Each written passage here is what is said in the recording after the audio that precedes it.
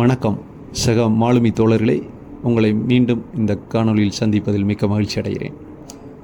இன்றைக்கி நம்ம பார்க்க போகிறது என்னென்னா, கடல் வழி போக்குவரத்து துறை சார்ந்த மாலுமியில் அல்லாத மற்ற தொழில் வல்லுநர்கள், அந்த repairing team technicians, scientists, doctor, foreman, surveyors, offshore field workers, oil field workers, non propelled பார்ஜஸில் உள்ள ஒர்க்கர்ஸ், இவங்கெல்லாம் ஏர்போர்ட் கிளியரன்ஸ் பெறுவது எப்படி அப்படின்னு.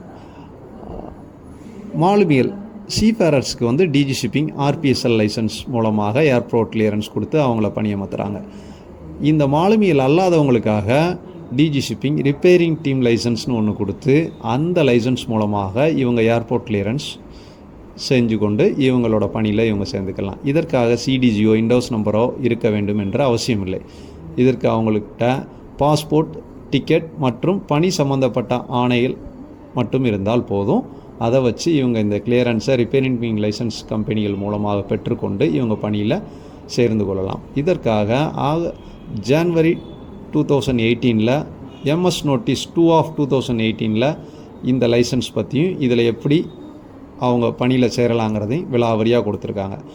அதே சர்க்குலரை மீண்டும் வலியுறுத்தி ஆகஸ்ட் 2024 எம்எஸ் நோட்டீஸ் 12/24 இந்த வல்லுநர்களுக்கு மீண்டும் ஒரு நினைவூட்டுதலாக இந்த சர்க்குலரை திருப்பியும் வெளியிட்டிருக்காங்க.